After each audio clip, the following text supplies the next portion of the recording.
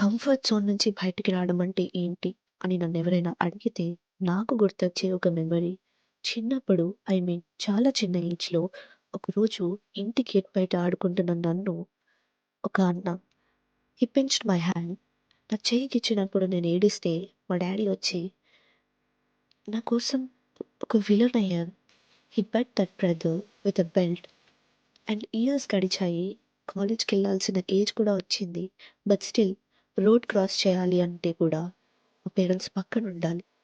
అలా సటిల్‌గా, కామ్‌గా ఎప్పుడూ డిపెండ్ అయ్యి, ఏమీ తెలియనట్టు ఉండే అమ్మాయిని ఈరోజు ఇంత దూరం వచ్చి అన్నీ మేనేజ్ చేసుకుంటానని నాకెప్పుడూ అనిపించలేదు.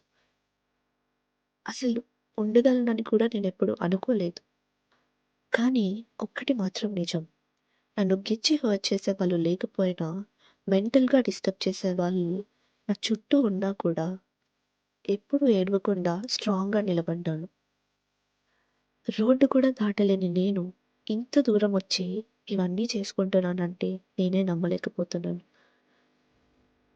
And I really want to thank my dad.